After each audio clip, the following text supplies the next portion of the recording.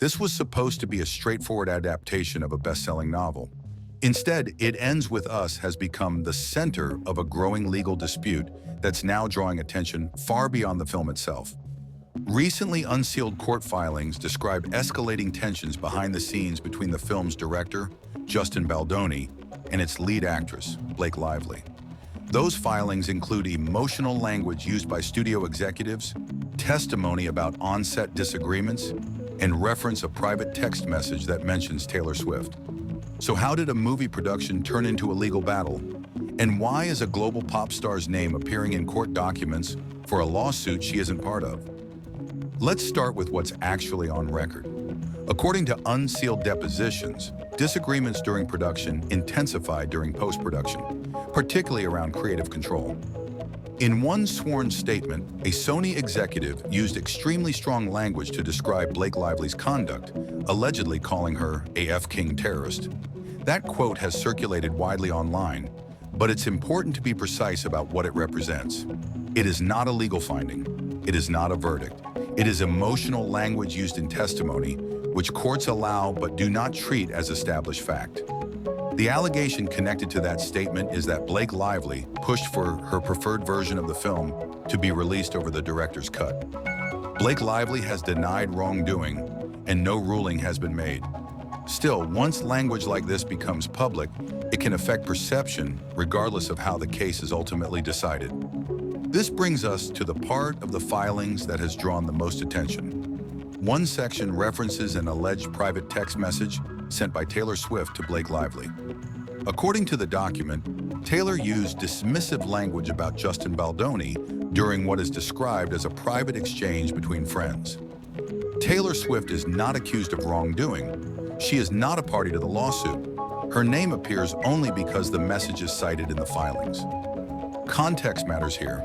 The documents suggest Blake Lively was venting to Taylor Swift about her experience on set, including concerns about comments she interpreted as body-related criticism.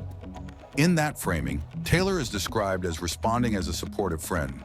However, Justin Baldoni's legal team cites the message as part of what they argue reflects a broader environment of hostility toward him. That interpretation belongs to the legal argument, not to a court ruling and not to any finding of fact. This distinction is critical. A private conversation that may seem inconsequential socially can take on a very different meaning once it appears inside a legal filing. The filings also reference interactions involving Blake Lively's husband, Ryan Reynolds.